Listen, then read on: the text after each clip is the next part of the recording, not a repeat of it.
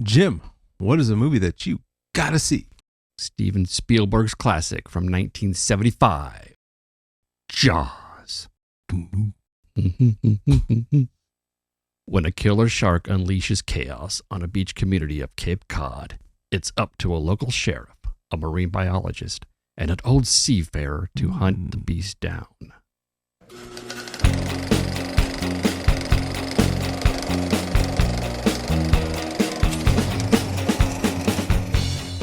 All right, welcome to You Gotta See This Movie podcast. Two guys that like to talk about movies as well as the deeper things that make these stories more than just a movie.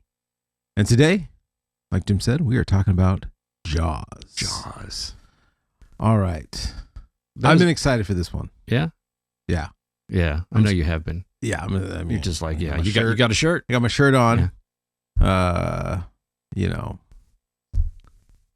That's a great movie poster. I mean, that's like... It's everything, man. I mean, of all the movie posters that are out there in the world, that's a really good one. It's a really good one. Are sharks' teeth really that crooked like that? Yeah, they're pretty crooked. Don't, like, most animals have, like, normal, like, straight teeth? Like, Sharks don't. Well, certain sharks don't. but why are they so crooked like that? I don't know. I don't know. I mean, if they were, like, more like intelligent creatures, they would have, like, braces and stuff, right? Because I don't do know. know they It come doesn't- out quite frequently. Like the shark's teeth are kind of like scales. They grow them a lot. Yeah. Right, yeah. But it does make them look scary with like does. those kind of goofy teeth kind Yeah. of poking out weird and stuff. All right. Well, let's get into it. Jaws. First off, happy 4th of July week. Happy. Yeah. We are here. We are This here. Thursday, 4th of July is coming out. And, you know, let me ask you, what do you do typically on your 4th of July? Well, I basically am tired and worn out after crafting a custom float. Yep. Which then I pass off to you to pilot. Mm-hmm. We've been doing that for several years now. Mm-hmm. But then, you know, after the parade route and all the festivities, I go home and enjoy a movie, Greatest American 4th of July and Other Disasters, and you know, enjoy the day.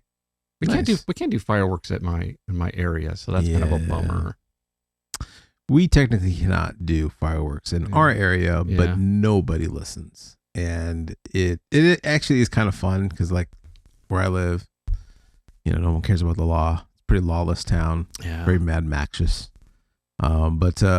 Yeah, so fireworks are going off all around us. But like see, I big can't. ones. Yeah, I mean, we still do, you know, little sparklers Yeah. and smoke bombs a little bit, but I can't get away with it in my town because there's like nobody does it. Nobody does it. Nobody. And your neighbors will They will rat you out. rat me out like in 2 seconds Yeah. if they see smoke billowing from the backyard.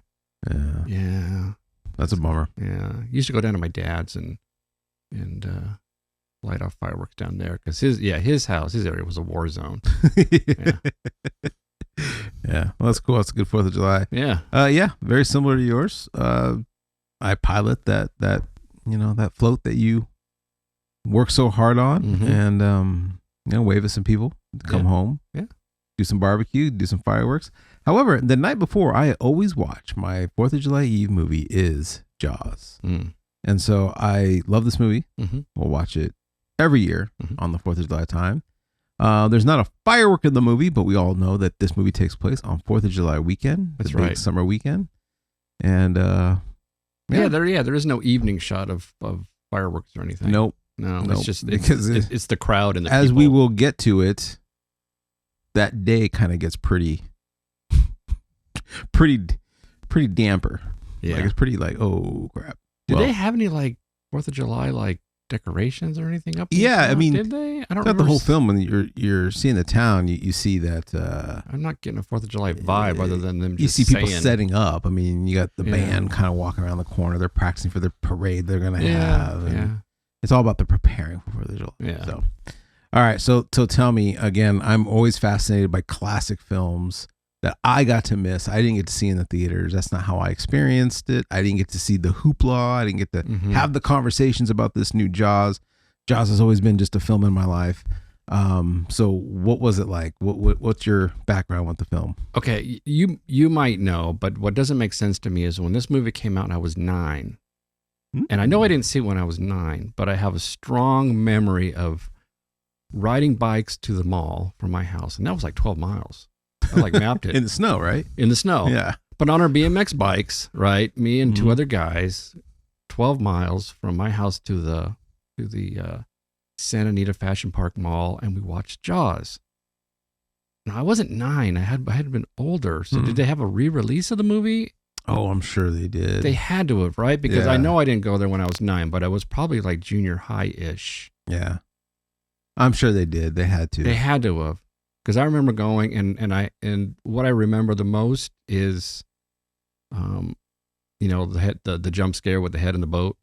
Ooh. That, and Yeah. I remember the leg, the severed leg falling. Yeah. Yeah, Yeah. and those are my strong memories. Stick with you. Yeah, but yeah, it was definitely guys, my buddies, BMXs, long ride to the mall all by ourselves to watch Jaws. Yeah.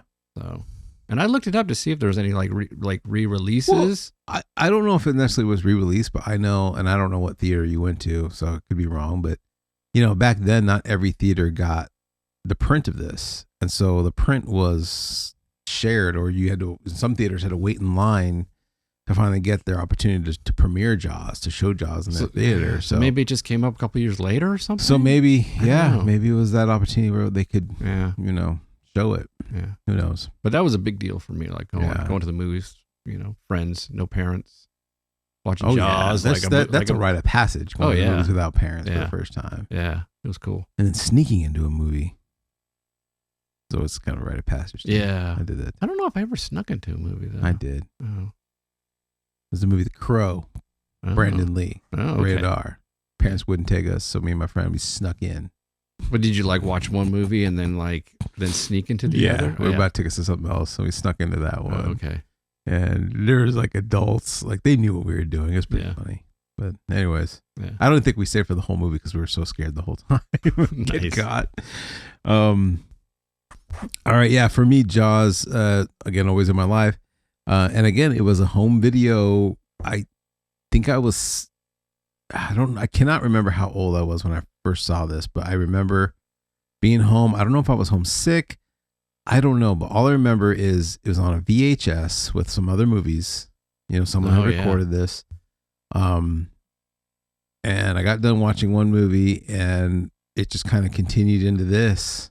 And I've always known, I felt like I'd known Jaws. I know oh yeah, there's a shark movie out there, Jaws, because the song is so iconic. The song, gets spoofed and parodied so much.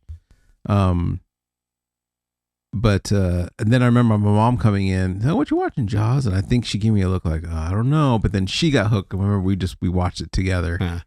And yeah, it was one of those movies where I was terrified, but yet at the same time, I want to watch this again. And yeah, I have owned this movie in so many different formats. And now 4K, and that is actually the very first 4K I ever bought. Really? It was that Jaws one right there. Wow. Yeah, that was it. And then I can remember too, growing up, the scene where Brody, he's sitting at his desk and he's studying Shark Book. Yeah. Well, there's one of those books, because those are real shark books. Yeah. And one of those books was at my local library. And I would really? constantly go check that thing out. Not because I was into sharks, but because that was the Jaws book. It was the Jaws book. Yeah. It was the same book that they had in the movie. Yeah, just loved it. Again, I've seen this movie so many times, and it does not get old. No. I am immediately sucked in to the movie. So yeah, let's get into it, and let's start with the opening scene. Every year when I watch this movie, I always say to myself, R.I.P. Chrissy, you were the first one. Mm-hmm. And the first victim. That scene is so terrifying, and not the fact that there's something grabbing her. The acting, made it terrifying. There's that one scene when she first gets attacked and she gets up and she does that. Yeah, that is so that's real. Yeah, and it's you can feel horrifying. it. Oh my gosh, she's she doesn't know what's going on. Yeah. And then the screaming and the dragging, and then the moment she grabs onto the buoy, and she almost has that sense of like, okay, and then she gets taken. She's gone. Boom. Yeah. That was horrifying. Yeah. Yeah. Chrissy, R.I.P. Chrissy. Susan Blackline, I think is her name. She just recently died. I remember that. I remember seeing that somewhere. This May, last month, she died. She just passed away. Yeah. And did you know that she so Steven Spielberg, like I said, this movie's been parodied. Yeah. Spielberg parodied his own movie with her in 1941. How's that? There's a scene where she's swimming in the water, and it's the scene where, and it's the same song, like dun dun dun, and all of a sudden she gets like taken by someone. What it is, it's the submarine that's coming out of the water. Oh, okay. So same actress, same director. I was like, oh, that's not very common. You don't see that. Do you remember that? Was it like a Saturday Night Live parody with John Belushi, Dan Aykroyd? Yeah. And I remember John Belushi played Richard Dreyfuss' character. And he's like doing a thing where he's like examining the body, and he's just like, ooh. I just remember him doing this whole bit. Ooh, yeah. Yeah. Yeah. And then they did the whole land shark gag too. That's what I was thinking. Yeah, the land shark. But the land shark was like Oh, and was that the same thing? Was that the same pair? I think so, but the land shark was a constant. Like it was a constant parody that would come around every once in a while. Shark would knock at the door. Candy Graham. Right, Candy Graham. The land shark. Yeah. Yeah. Yeah, so it's just iconic movie that's been parodied. Yeah. But that opening scene, man, from the very beginning of this movie, like this is something else. Yeah. And and like just looking back at this, like this is Spielberg, like a monster movie, right? Even though it's an animal, but it plays off like a monster movie. Yeah. There's a video on YouTube. I actually talk about the and I wish I could tell you what it is, but I guess you could just search for it. But you'd be interested. It talks about the similarities between this and the creature from the Black Lagoon, and how they're like very closely knitted together. Not like they're connected, but just like in the makings of the movie and who the monster is and all that kind of stuff. But even though this is a monster movie, this is a monster movie that's real because there are real sharks out there. Oh yeah. This isn't something that like, oh, it's make believe, or oh, it's just pretend, or oh, these monsters aren't real. Like, no, they're really out there. They're really out there. Yeah. They really can kill you. They really can eat you. And that's what brought the fear of this movie. Yeah. Yeah. When I was a kid, I would go to the beach and I'd go out in the water. Go out in the water. Swim around. I think after this movie, I don't think I ever did that again. No. Like it's crazy. Yeah. I'm very... there are sharks out there. There are sharks out there. And I'm very mindful of that too, where I'm not going to go out far. I'm going to go where I can still feel, Yeah. But I just that mindset of like, no, this is truly a weird, real thing. Yeah. And everything you experience and you see in this movie is real. That's what I was talking to you the other day about, because I recently saw Under Paris. It was a Netflix movie, and it's a French movie, and it's about a shark that's in the French canals and under Paris, and it was an okay movie. I recommend someone watching it. Yeah. But what that movie is, and with a lot of shark movies, because this created a whole genre of animal attack movies, is now all these shark movies, you always got like these ridiculous attacks that the shark does. Yeah. Whereas like in this movie, you see like it just seems very natural and very like going back to the guy in the pond where you don't see the shark jump out of the water and just eat someone's head off. Yeah. Yeah, they don't do that. You just see the under the water and it just takes them down. Yeah. So it's just so eerie and so bad. But yeah, create a whole generation of people that are freaked out to go in the water. And that was their tagline, right? I think something like that. Well, just when you thought it was safe to go into the water. Or was that the tagline for the second one? I think that was the tagline for the second one. Oh, okay. This on the back, Luke pointed out, says that the film that still makes the audience afraid to go into the water. Yeah. Which is true. I mean, I'll still go in the water, but I ain't going to go out into the water. You know what I'm saying? That guy chopped my leg off. I've seen chopped legs off, man. No way. Right. Like, there's so much we could talk about, about this movie. But I think the thing that sticks out a lot is just like the characters, each one of them, especially when they get into the, catching the beast. You got Brody, and then you've got Richard Dreyfuss's character. What's his name? Hooper. Yeah. And then you got Quinn. Yeah. Really, three really strong characters, and the characters were written so well, and you kind of got the two opposite ends with Quint and Hooper. Quint is obviously the seasoned fisherman, the seafarer.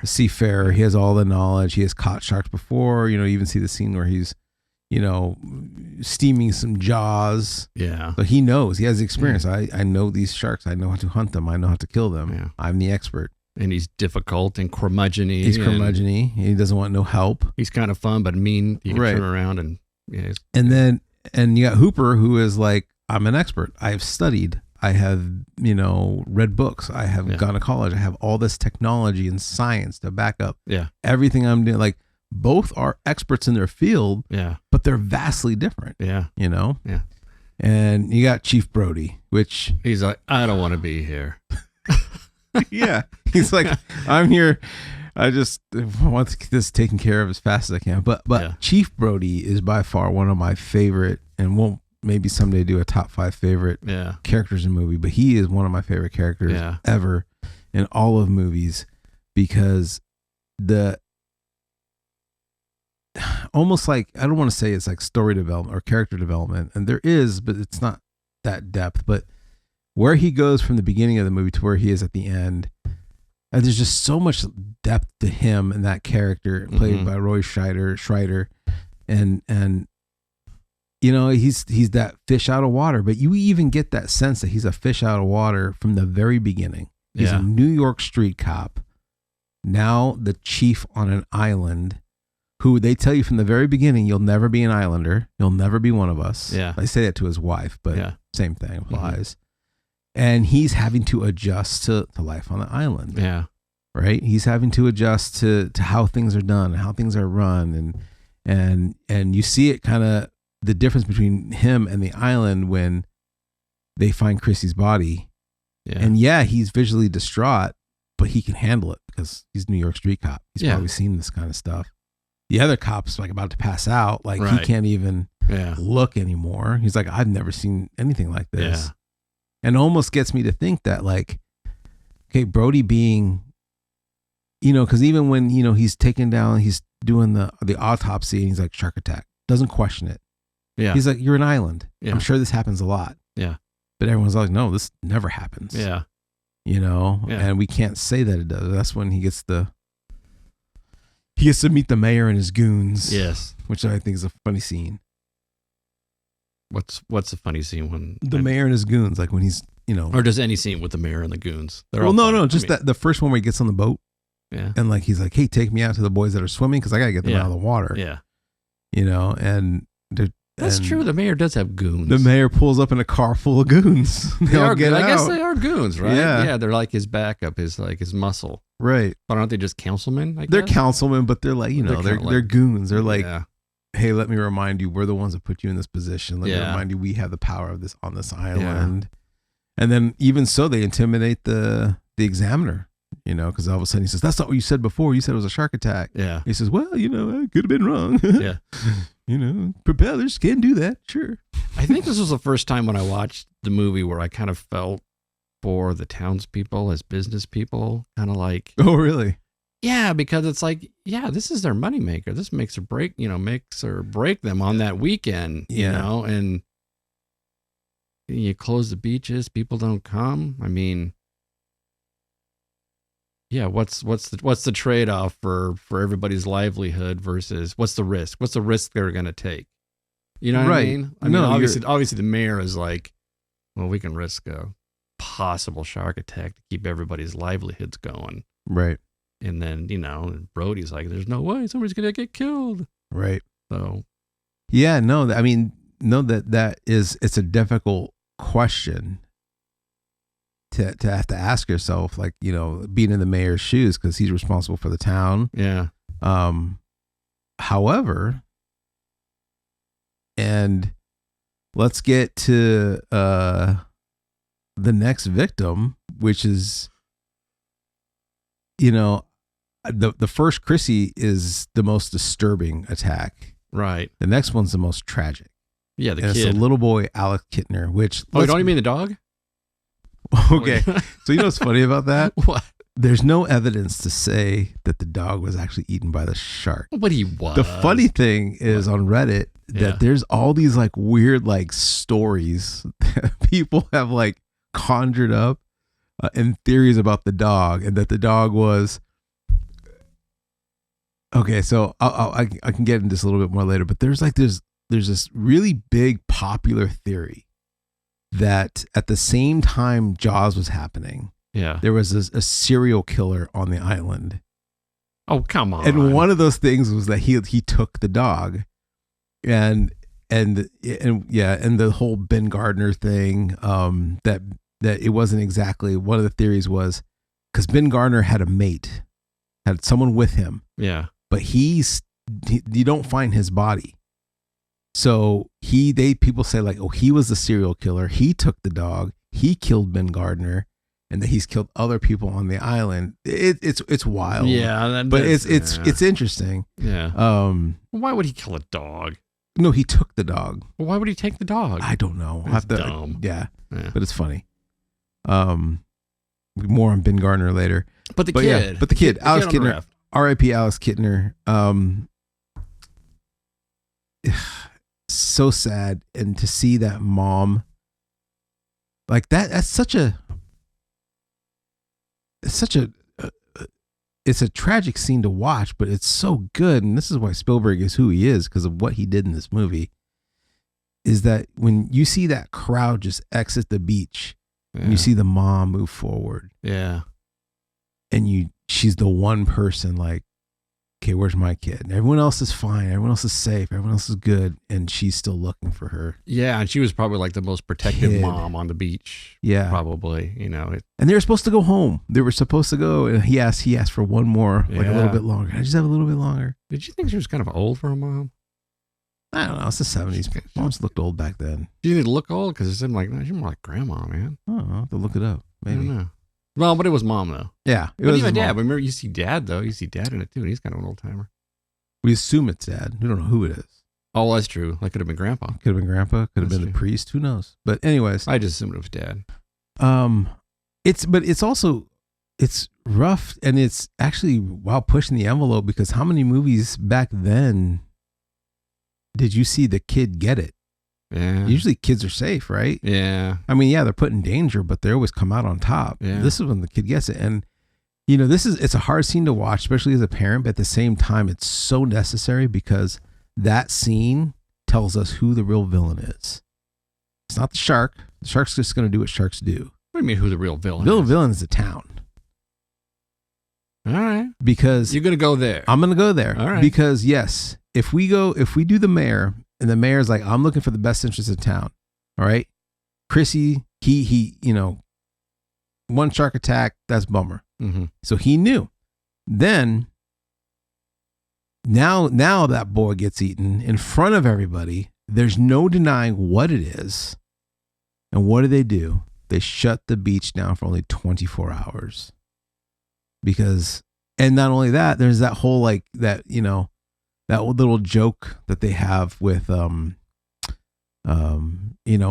that reward check or cash or check? And it was like, some people are laughing. That one lady's like, oh, I don't find that funny. I don't find that funny at all. Which is, again, perfect. I mean, the townspeople is a character in itself. Okay, so hindsight, kind of, if you were Chief Brody or the mayor, how would you have handled it? Knowing the townspeople. Okay, I can sympathize with the mayor after one shark attack. Right. The second one, yeah, which and not only that, but to him, in his knowledge, it wasn't a shark attack. It was a boating accident. Yeah. So whether or not he convinced himself, or he was telling people that. Well, I'm just saying, what would you do? Okay, I can understand that. The second time, yeah, when it's in front of everybody, you're gonna shut down. Well, you know what I would do? What? I'd pony up in the beginning and pay Quint the money that he asked for, instead of just writing him off as the crazy guy. You would have to be proactive. Yeah. And hunting down that shark. See, I think everybody they reacted like real people would react. The mayor kind of did what he did. That's probably how a real mayor would do it. And Brody's like, he's not sure what to do. But could the mayor have just gone like? No, Brody knew what to do. No, he knew what to do, but he didn't do it. He's like, we're going to shut down the beaches until we can do something. And what if he like made like some sort of public announcement to everybody? There's been 2 shark attacks. Proceed at your own risk. Would that work, or is that like lame? You know what I mean? Like, beaches are open, but there's been 2 shark attacks. Leave it up to the people to decide.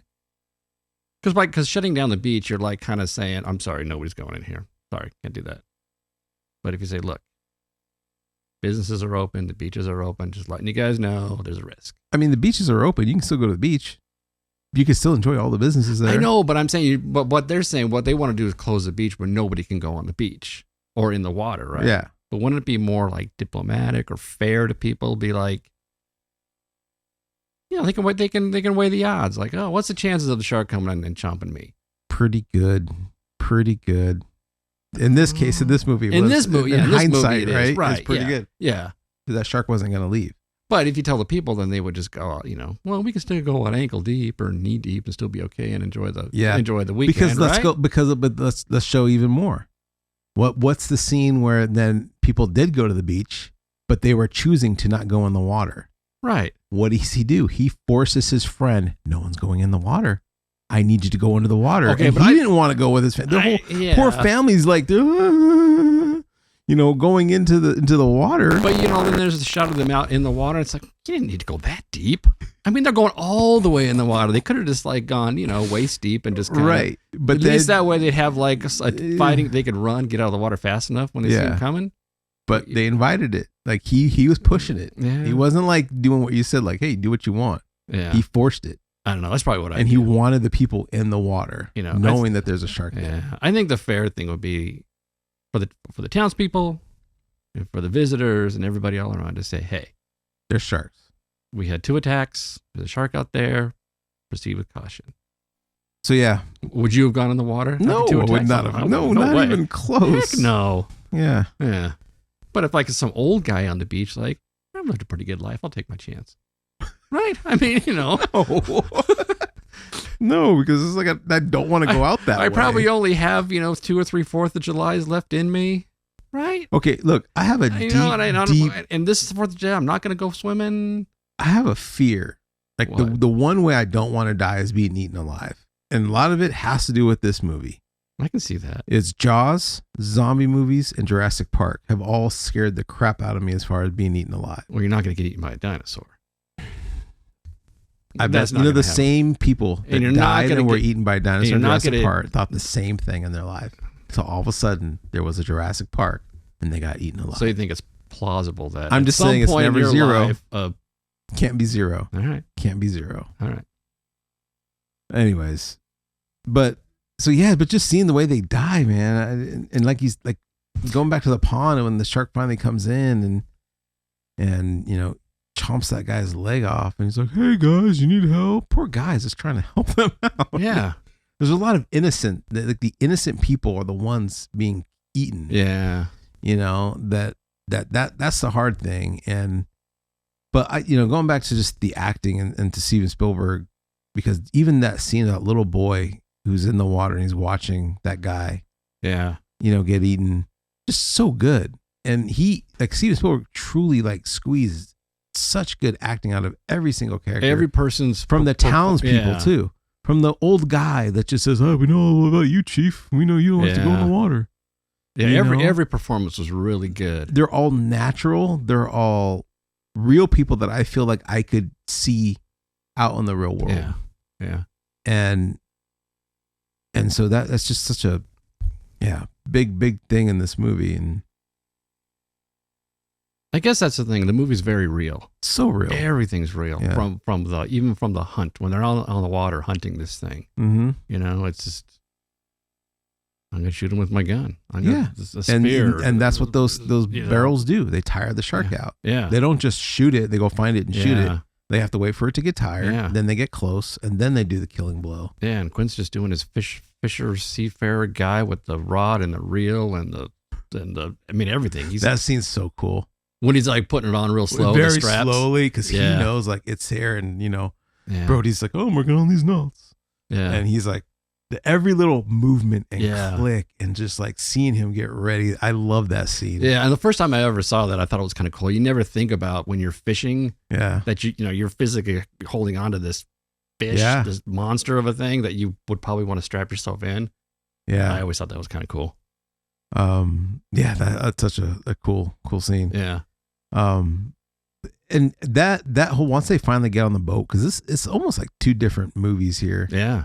You got them dealing with the town and then the shark attack. Then you got them like on the hunt. Yeah. And again, you got this Brody who's again, the fish out of water guy, but he's there. He has to do what he has to do. And he's got the crappy job. Yeah. Yeah. He's doing all the chumming with the blood and the smelling, and Yeah. he's knocking things over, and people are like, "Oh, you morons, Yeah. compressed air." It's like, I don't know. Yeah. And Quint's like, I'll teach you how to do all these knots. But again, it's just like the differences on these characters and how they interact was hard to find another movie that has that trio. That's what I'm saying. Yeah, the trio, the three of them, but just the characters is that how they work so well together. Yeah. Do you ever have a Quint in your life? Yes. I have. Yeah. And it's funny that you said that, because that is he played that character so well. And I loved how he kept pushing Hooper. Yeah. You know what I mean? Yeah. Like, Hooper's this young guy. He's like, I'm going to keep teaching you something. Yeah. From what I've read and watched, I guess that's how it was with Dreyfuss and Shaw, like during the filming. Because they were staying in character, or that was that's just how they were. Like Yeah. Shaw was constant like pushing Dreyfuss. Yeah. And Dreyfuss will say like he had such a hard time with him on the set, but like he has come to love him, and he learned so much from him. There's this really cool moment where he met Shaw's granddaughter, Mm-hmm. and Dreyfuss is just kind of tearing up, talking to his granddaughter about like what her grandfather meant to him. Yeah. But it was like, like I guess like they'd be like, Shaw would be like, "Hey, I bet you can't do 20 good push-ups." And Dreyfuss would be like, "Well, I bet I can." Yeah. And they'd have like all these like competitions and whatnot. Yeah, I worked with a guy for years, many years, and I mean he was Quint. That was him. Yeah. He was artist. He was art director, production designer, artist. Just incredibly talented. But man, he had the temper. He had the attitude. He had he would smash. He would get mad and smash things, and throw stuff, and yell at you. That's funny. But then the next day or a few minutes later, you're just laughing and joking and having a good time. Yeah. And he lived on a boat. Yeah, he lived on a boat. Yeah. That's crazy. Which I thought was funny. But yeah, I worked with a Quint. Yeah. It's you see that hardness in Quint, right? Yeah. And you also see that like, messing with you, like he's, messing with Hooper and even Brody. But then you see that softness too, like when they're having that scene at night, which is iconic scene. Yeah, they're sharing their war wounds. They're sharing their their shark bites and everything they've been through. And then it's funny, like and again it just goes to like Brody, like, I don't belong here. He's got a gunshot.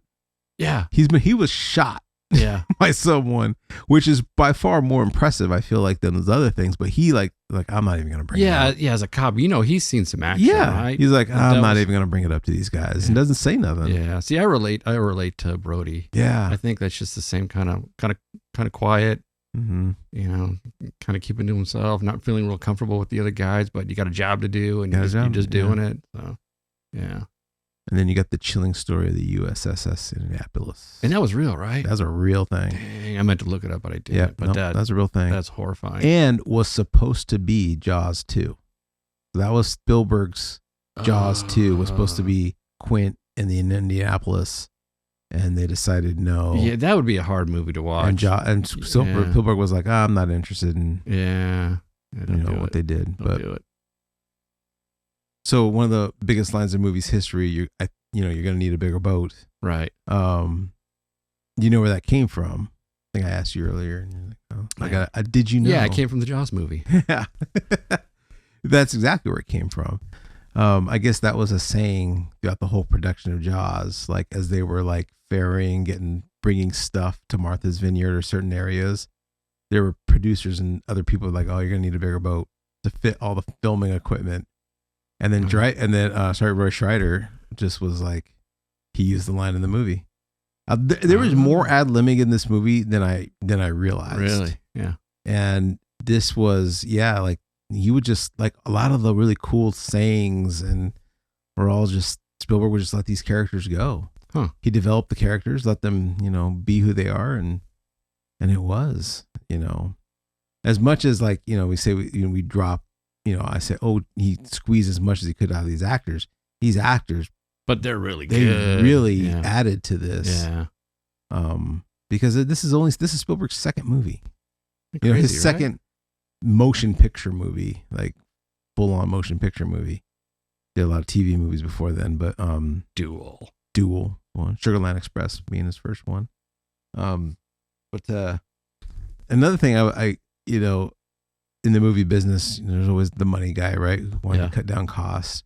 And I guess instead of a lot of the script writing, he storyboarded this to tell the story. Mm-hmm. And the Universal wanted to see the storyboards, and they were going to decide what's more. And I guess they held back on submitting a lot of storyboards and said, we're not going to submit this, but we're just still going to go with it. Yeah. Because they were afraid like the studio's going to be like, nope, too much money. You're not doing that. So yeah, they definitely had to do that. But well, going back to Quint, man, you talk about a lot of cool scenes, chilling scenes. One of the scene that always sticks out to me is when you see Quint afraid for the first time. Yeah, I did notice that. Man, you see it in his eyes. You see it. Then he acts it out, and he's like pushing his boat to the limit, right? And the first thing was when he grabs the life jackets and he grabs two. Yeah. And he gives one to Brody and then one to Hooper. And he just basically sits down kind of like, I'm done. Mm-hmm. I'm going in the water. Shark's going to eat me. It's almost like no, even before that, when he realizes that like no shark, because both Hooper and him, who are experts. Yeah.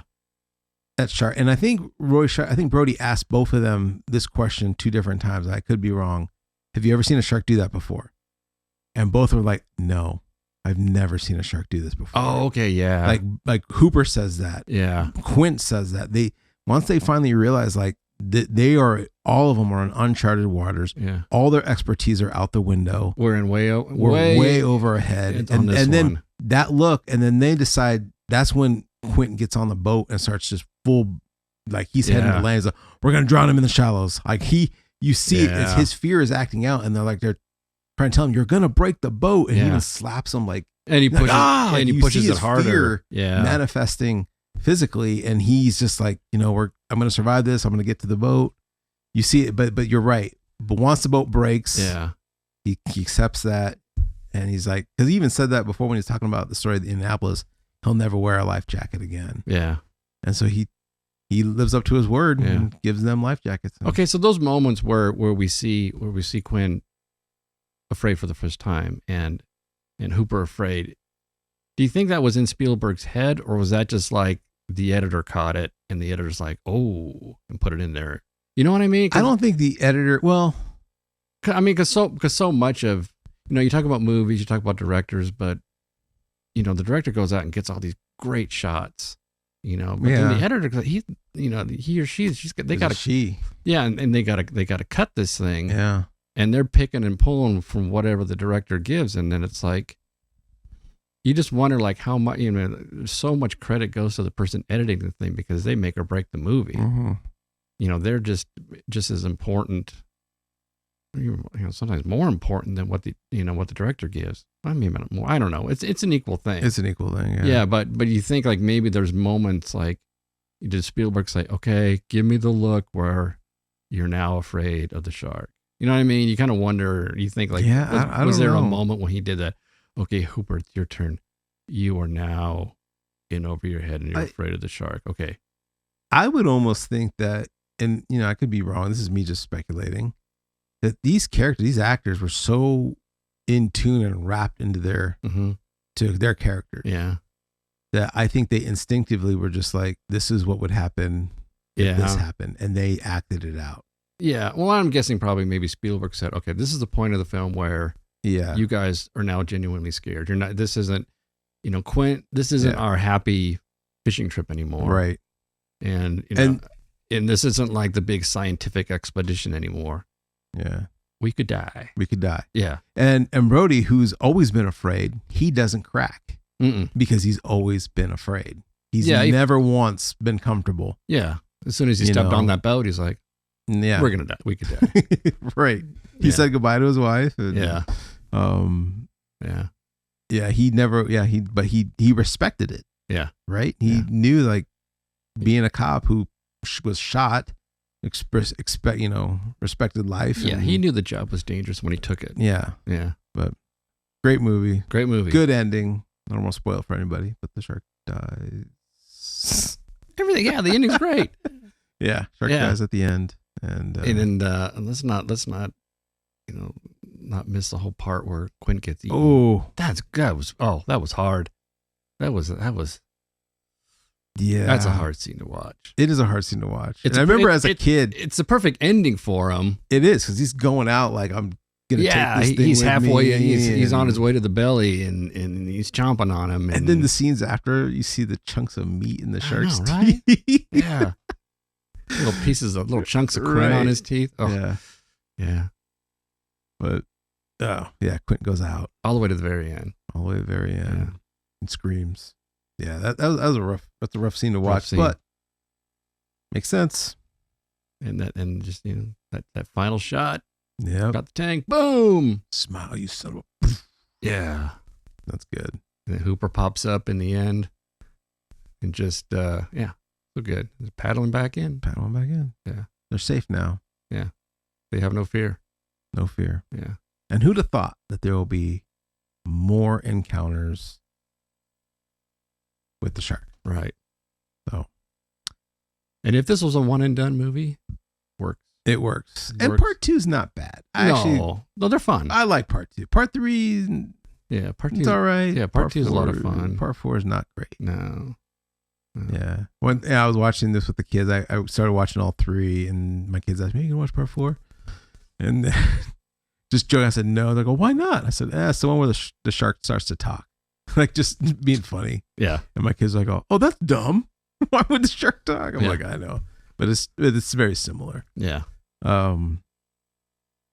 So real quick before we get into the deeper things,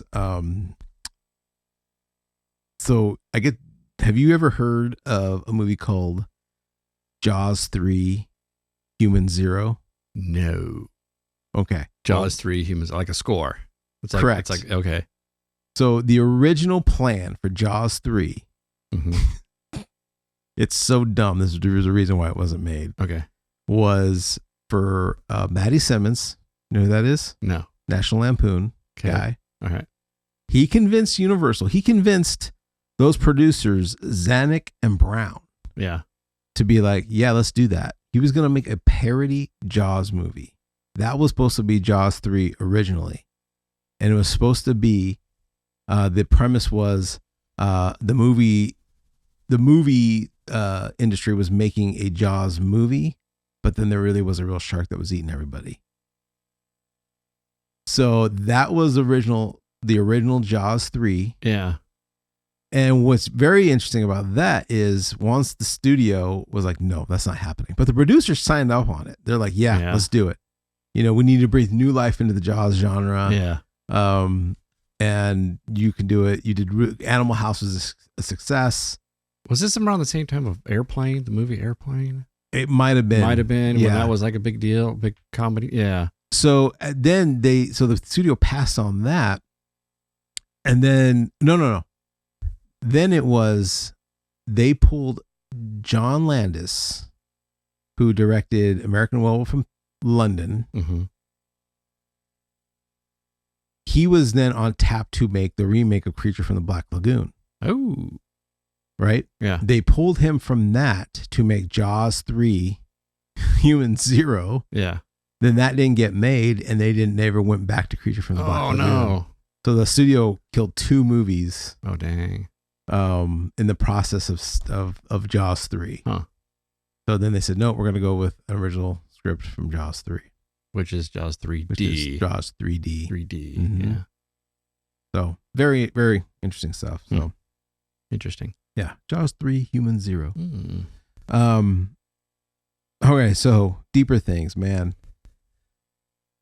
It we kind of, we made the joke, but this scene truly breaks my heart every time I watch it. Is, before we started recording, you said, why does the lady doesn't slap the mayor? Why does she slap Brody? Right. And Brody could have simply just turned around to the mayor, slapped him, and said that was for you. Yeah. Yeah. Well, but that's the again, why I think Brody's such a great character and just who he is and how he is not this island is, and again, it goes to show you that the island, really, the people of the island are the villains here. Mm-hmm. Brody,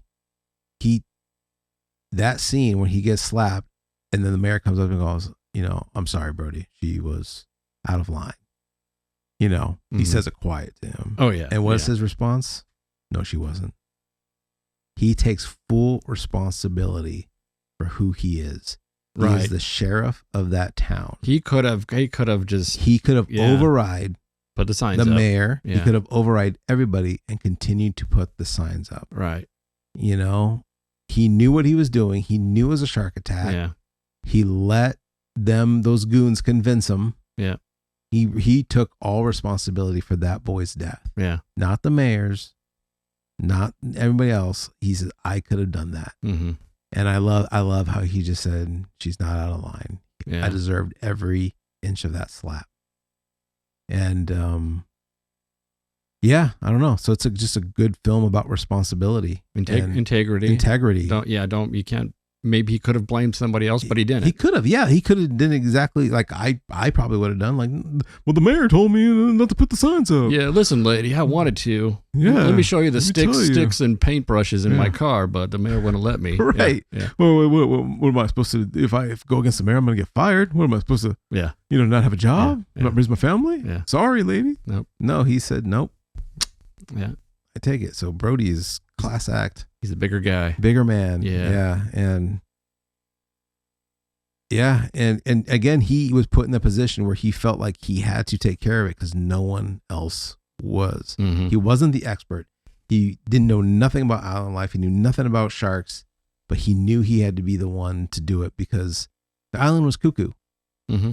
Like even that scene in the hospital, like thinking back to it, when, after they find out his son's okay, he's got shock, and, he hands the other son to the wife, and he says, hey, take him home. And the wife says, back to New York. And he's just kind of didn't say nothing, which implies is like, look, this island's not safe. It has nothing to do with the water. Mm-hmm. It has everything to do with the decision making on the island. It is not safe for our family. We need to go back to New York. So, I don't know. Good stuff. Good stuff. All right. Well, let's do it. Trivia battle. I am confident. Not. Okay. Well, you know what? I was going to take notes watching the movie because I'm like, it'd be super awesome and cool if I beat me, beat you on this one. But I didn't. It would be cool. I was just watching the movie.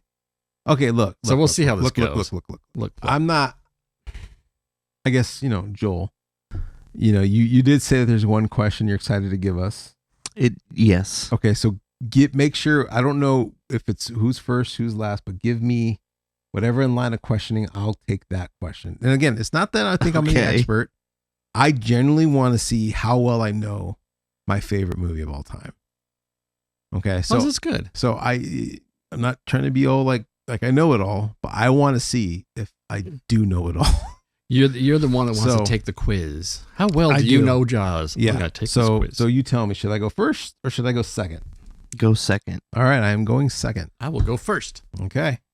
Trivia battle. All right, first question. What is the first instrument we see being played on the beach at the beginning of the movie?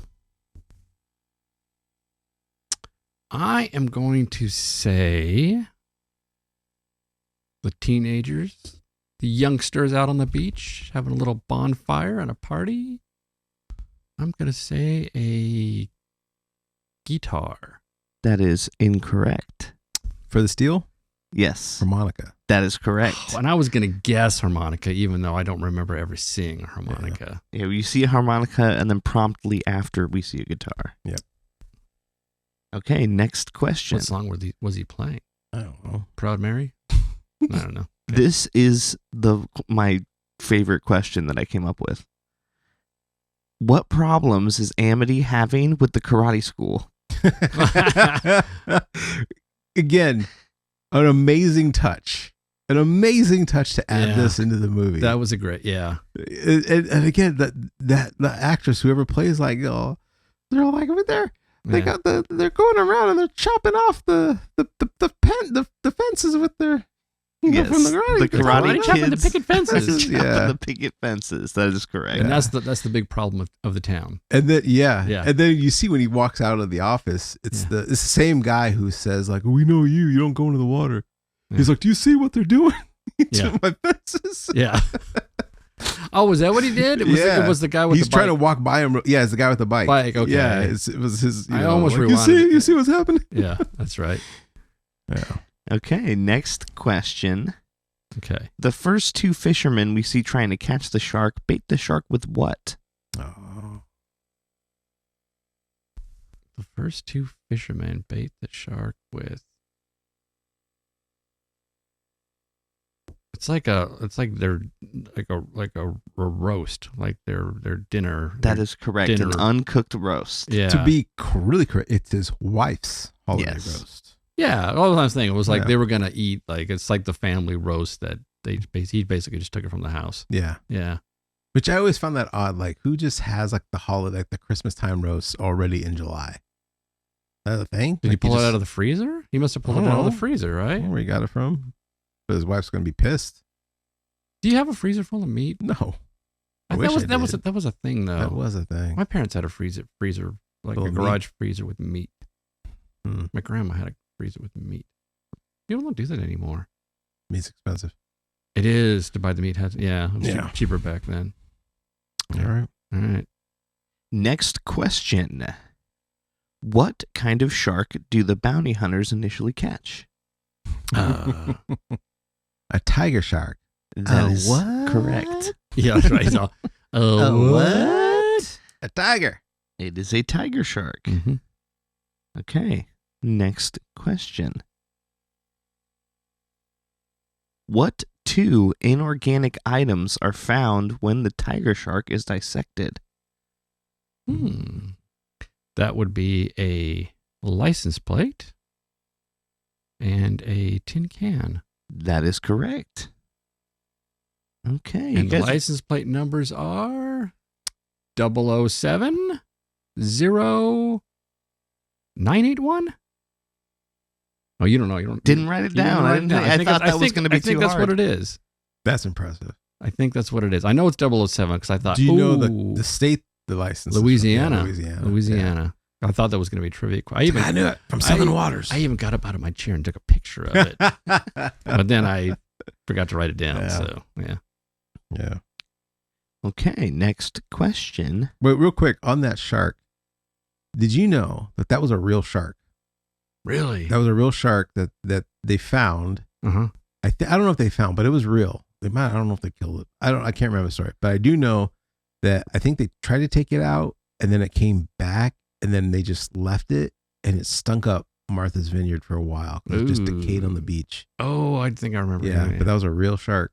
Now, when they slice that thing open, it's like this milky stuff comes out. That was disgusting. Yeah, was it real? acids. Like stomach acid? I assume so. Shark stomach acid stuff? Yeah. Yeah, it was nasty. That, I don't know if that shark was real. I just know that the one they hung up. The one they hung up, yeah. Was real. Yeah.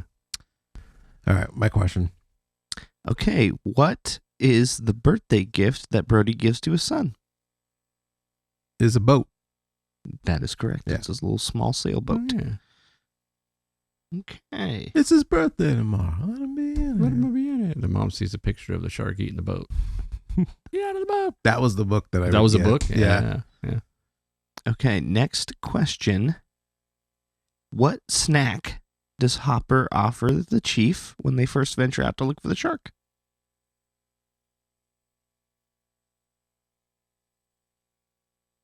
Snack he offers the chief? It's your question. It's my Kind of a question? bummer. I'm not 100% sure I know what this is. I think I know, but Hooper offers the chief a snack. The first night they go out. oh, Hooper. Hooper Yes. offers him. Oh, I thought it was Quint. Hooper offers him a snack. It was like a granola bar. Are you talking or about? something? Are you talking about when they go When they they're go looking when for they Ben Gardner's boat? Yes, when they go out at night in Hooper's fancy boat. In the boat, not in the house, because I know he brings the wine. Yeah. But that's not that moment. It's on the boat. I have no idea. Okay, you want to go for the steal? Cheese. That is incorrect. I didn't know. A pretzel. Hmm. Hey, want a pretzel? Pretzel. You remember that? Wait, I thought that was at a different moment. No, I guess it was that moment. Yeah. Yeah. Yeah, he offers him a pretzel. Oh, yeah. Huh. And you see the pretzel in his hand. I stumped you Yeah. guys with the pretzel question. Oh, Okay, didn't yeah. think that was going to happen. Huh. Yeah. All right, next question. While searching the wreckage of a boat, Hooper finds a tooth that he says was the size of what? My hand. No, Steel? go for it. Baseball? Incorrect. Oh, dang. When he's talking to the mayor about the shark, and he's like, "Where's the Yeah. tooth?" and he says it was the size of a shot glass. Shot glass. Yeah, you're right. Did you Did you see this? This too. do you happen to have the tooth? You know what's funny? You know how quick he was? He was so quick to question it, like he's used that gag before, like to put somebody down. Yeah. Yeah. So the whole Ben Gardner scene Yeah. that was added way after the movie filmed. Because they needed like a jump scare, right? They needed a jump scare. Yeah. They find the boat, but they don't. So that's funny. Like when they're talking to the mayor, there's no mention of like, oh yeah, and then Ben Gardner's dead. That's true. There's no mention because. Oh, and by the when way, they filmed- there's a dig on the boat too. just right. so you know. And remember I told you about there's the theory about Ben Gardner didn't die from the shark attack. yeah. Another big theory was that Quint killed him because there was only one other fisherman on the island that could, Go after compete the with shark. Quint. It's Ben Gardner, and that's why it's like the head is there because the shark would have eaten the whole thing. Okay, I know? thought about that, but would Quinn have gone to the trouble of taking a shark's tooth and planted it in the boat? Yes, because he has all those sharks. Really? He has access to that He stuff. jumped in the water and actually shoved Okay, that tooth in there. I still believe it was Bruce that killed him, but Okay. but That's a good. very I do like viable. that. I do like that. Yeah. That conspiracy. Yeah. Yeah. All right. Next Yeah. question. Wait, who's So that was it. That's your question. which No, one? that was yours. Yeah. So it's your turn now. Oh, my turn now. Yeah. Okay. Okay, next question. According to Quinn, after the wreck of the USS Indianapolis, how many men went into the water and how many men came out? I feel like you got he got the harder ones. I feel like, He kind of did. Man, I don't know the number. It was. and I asked for the harder ones. I thought sorry. Yeah, I have no idea. 300 went in and only 12 came out. I don't know. His 50 something came out, Something. right? What is it? I don't know the answer, so I I'm not don't even know. gonna attempt to steal. It was 1,100 men went in, Oh, and 316 came out. 316 came out. Wow. dang. Which I'm not sure if those are the actual numbers for the actual event. Yeah, I don't know. I think it was less than that. Yeah, you probably tweaked it just to make it more exciting in the movie. Yeah. Yeah, even though it's still not exciting. He didn't think that people would have internet in the future to that. Fact check them. Yeah. Okay, this is my last question. It's kind of it's a small moment. When entering the shark-proof cage, what does Hooper almost forget to take off? What does he almost take off? What does he almost forget to take off? His glasses. It's his glasses. Yeah. Because Brody reminds him. Oh, yeah. I thought you were going to say take the cork off the thing, but no, that's all His part of glasses. Yeah. All right, Michael, you win. Congratulations. I get to keep the Duke. Yeah. I kind of figured I was going to keep the Duke. Yeah. Well, maybe next time, huh? Wait, what was the question you were excited about asking? It was the karate The one. karate one? Oh, yeah, that was a good That's one. such a good, funny question, too. Yeah. Yeah. I thought you were going to ask, like, what was the name of the dog that mysteriously disappears? Oh, shoot. That would be a good one. I want to say Timmy. Was it? Pipit. Pipit. Pipit. That's right, yeah. What was the ice cream flavor that he asked his mom to bring him when he was in the hospital? It was coffee, right? Coffee. Yeah. Oh, wow. Yeah. I thought he was just asking for coffee. I didn't know. No. That was the flavor of ice cream. He's like, the coffee. Bring my cars. That was fun. Yeah. That's good. All right, man. So, final thoughts. And what's your ranking? All right. Final thought. I'm going to go watch it again. Yeah. Movie holds up. Classic movie. Great characters. Kind of like to save it for 4th of July, but hey, Yeah. I'm going to watch it again anyway. Yeah, well, there's always Jaws 2. That is true. Yeah. Yeah. My ranking is 9.3. 9.3. Yeah. Okay. Where are you at? For me, love this movie. Like I said, favorite movie of all time. So for me, it's a 10. Oh, all time. I don't know if you could make this movie any better. Hmm. And yeah, it's a 10 for me.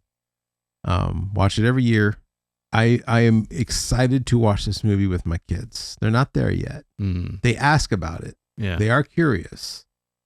But yeah, I don't know yet. But I am excited to someday, just like my mom was with me, sit down and watch Jaws. So your kids are like different ages. So it's like when you reach this age, you get to watch the movie. Now you have to wait till That's the conundrum. Or do you just wait till the youngest is ready, then all three of them? Right. That's the conundrum we're in, because our youngest is probably seen more movies that our olders weren't allowed to watch at her age. Yeah. So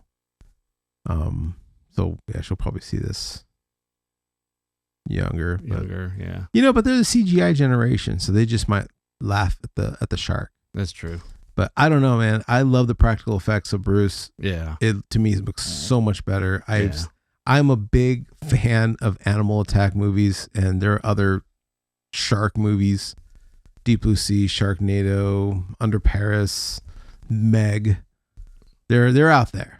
But this is tops. This is tops, and all those are all CGI sharks, and so there's just something about that that just makes it so much more eerie. Yeah, love this movie. So fun to talk about. I've been excited to finally talk about this movie. I know, like, even last year when we were planning our list of movies to talk about, it's like, let's hold off on Jaws, but glad to finally do it. Awesome. Yeah. All right. Well, thank you guys for joining us today. Hope you liked the episode. Please let us know what you think of Jaws. What's your favorite animal attack movie? I don't know. I love talking about Jaws, and so if you want to keep talking about Jaws, let's talk about Jaws. And yeah, please like, subscribe. That will help us out a lot. It will, all that kind of stuff. Happy 4th of July, everyone. Happy 4th of July to you, Jim. Happy 4th of Enjoy July. your day. And yeah, all right. See you next time. See you next time.